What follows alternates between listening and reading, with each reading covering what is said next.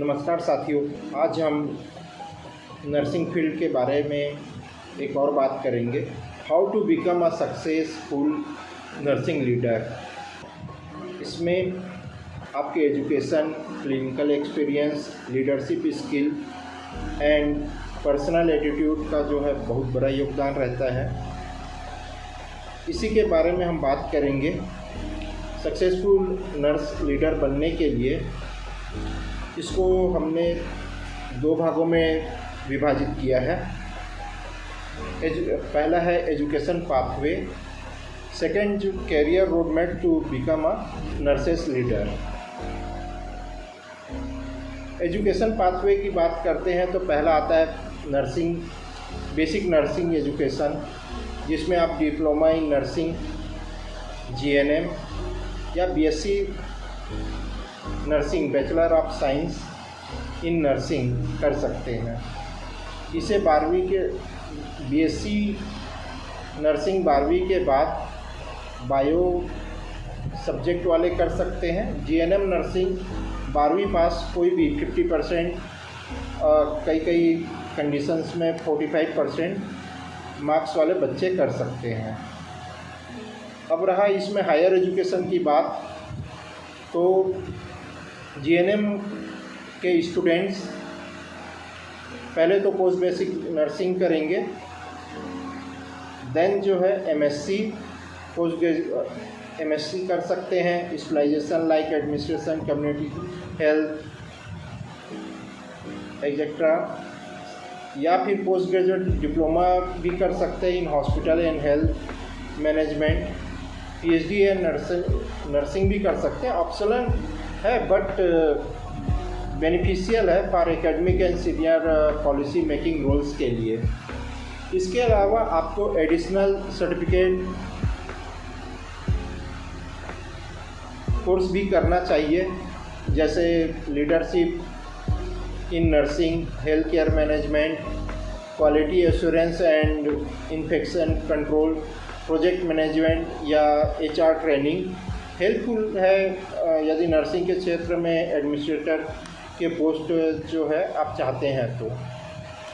फिर सबसे बड़ा चीज़ आता है आपका clinical and work experience after GNM nursing और बीएससी नर्सिंग और एमएससी नर्सिंग।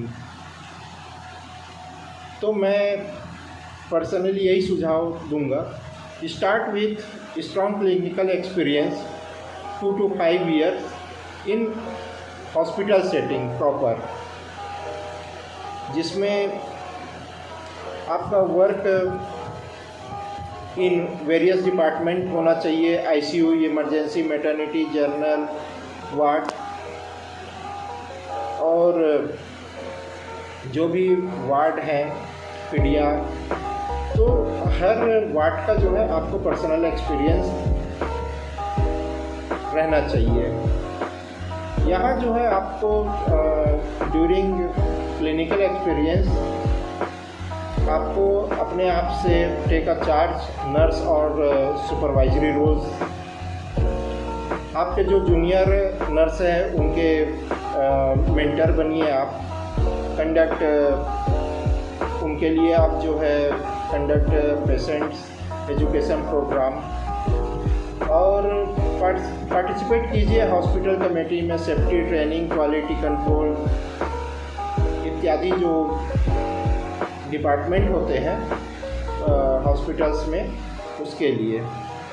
अब आता है इसमें थर्ड की स्किल फॉर नर्सिस लीडरशिप। तो सबसे पहले जो है कम्युनिकेशन, इसमें आपका clear speaking, active listening, conflict resolution. फिर सेकंड है आपका leadership, decision making, team motivation, delegation, ये रहना चाहिए।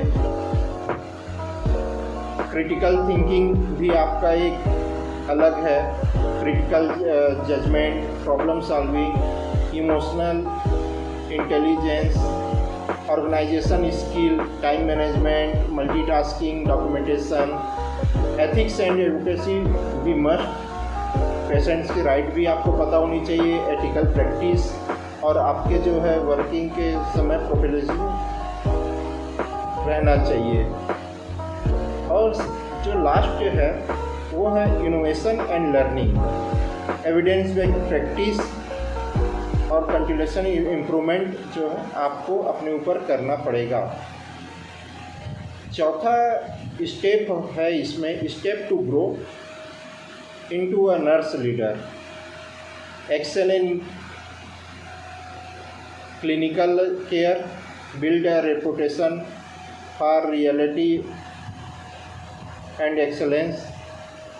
पर्पस होना चाहिए आपके higher education and training, volunteer leadership opportunities जैसे प्रोजेक्ट है, कमिटी है, मेंटरशिप है, सीक मेंटरशिप रहना चाहिए। लर्न फ्रॉम एक्सपीरियंस नर्स, जो नर्स लीडर या आपके जो सीनियर है उनसे आपको जो है सीखते रहना चाहिए।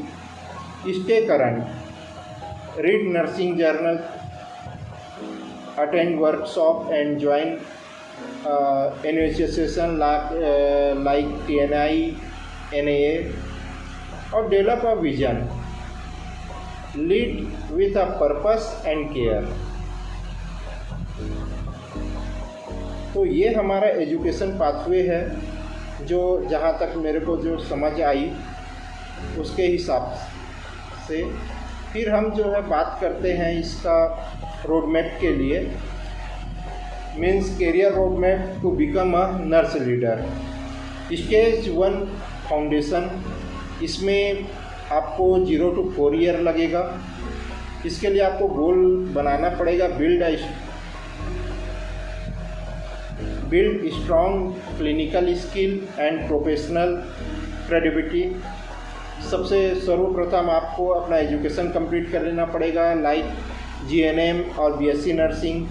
वर्क एक्सपीरियंस लेना पड़ेगा आपको हॉस्पिटल, क्लिनिक्स में, इसमें आपको फोकस करना पड़ेगा पेशेंट केयर में। लर्निंग फोकस आपको स्ट्रॉन्ग रखना पड़ेगा। एडिशनल सर्टिफिकेट भी जो है आपको आपके लीडरशिप के लिए बहुत ज़रूरी है। और सॉफ्ट स्किल आपको होना ही चाहिए, जैसे active listening, empathy, team work, ये सभी चीज़ आपको आना चाहिए। फिर सेकंड स्टेज आता है, ये आपको मिनिमम 5 to 8 ईयर रहता है। Move into senior clinical and supervisory role. सबसे शुरू जो है पोजीशन की बात करेंगे। बिकम, आप इस समय में जो है सीनियर नर्स, चार्ज नर्स या यूनिट इंचार्ज बन जा रहेंगे। इस ड्यूरेशन में आपको अपना एजुकेशन अपग्रेड करना चाहिए, परस्यू MSc नर्सिंग या MBA health care management. Professional development भी आपकी ज़रूरी है। नेटवर्किंग तो आज की डेट में मस्ट है। इसके लिए आपको नर्सिंग एसोसिएशन ज्वाइन करना चाहिए, TNI है, INC है। ट्रेन एंड मेंटर नेसेसरी है। Guide junior nurse, lead small team size, big teams की बात हम नहीं करते, स्मॉल टीम को दें। थर्ड जो है आपके लिए है लीडरशिप प्रिपरेशन, जो आपको स्टार्ट करना पड़ेगा आपकी कैरियर में 9 to 12 ईयर्स में। ट्रांसमिशन टू फॉर्मल लीडरशिप और मैनेजमेंट रोल, अपने आप का जो है रोल भी कब चेंज करना पड़ेगा। अप्लाई फॉर जो है nursing supervisor, matron, assistant nursing superintendent role के लिए। इस ड्यूरेशन में आपको फिर से वही आपके लिए अपने आप को हमेशा इम्प्रूव करना पड़ेगा। एडवांस सर्टिफिकेशन, अपने स्किल इन्हेंस कीजिए, decision making, budgeting, policy drafting, achievement पे अपना ध्यान कीजिए। Lead quality initial training programmes वगैरह में। और मेंटरिंग में जो है आप खासकर ध्यान दीजिए, क्योंकि आप मेंटर बनते हैं तो आपकी टीम और नेटवर्किंग स्ट्रांग होते रहती है। फिर स्टेज 4 में यानी कि आप आएंगे सीनियर लीडरशिप में, जो 13 ईयर्स प्लस। यहाँ आपको जो है lead nursing department, influence policy and mentor future Leeds.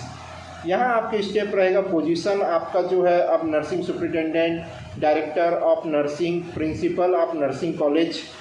After MSc आप आ सकते हैं टीचिंग के लाइन पे।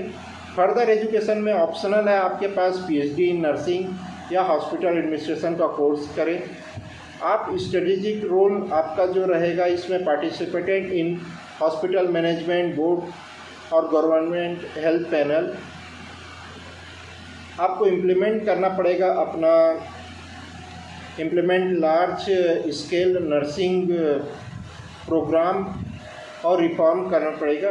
Teach and expire, guest lecture, curriculum development, public speaking, ये सब में आपको ध्यान देना पड़ेगा। फिर फाइनली आप जो है ये सब करेंगे तो एक आप रिस्पेक्टेड नर्स लीडर बनेंगे। बस मेरा इस टॉपिक पे जो है इतना ही सुझाव है। आपसे अनुरोध रहेगा यदि आपको अच्छा लगा या कोई जानकारी मेरी अच्छी लगी तो मेरे यूट्यूब चैनल को लाइक, सब्सक्राइब और शेयर करें ताकि ज़्यादा से ज़्यादा लोगों तक पहुंच जाए। फिर एक अगले विषय पे चर्चा करने के लिए मिलते हैं। तब तक के लिए जय हिंद, जय भारत, जय छत्तीसगढ़।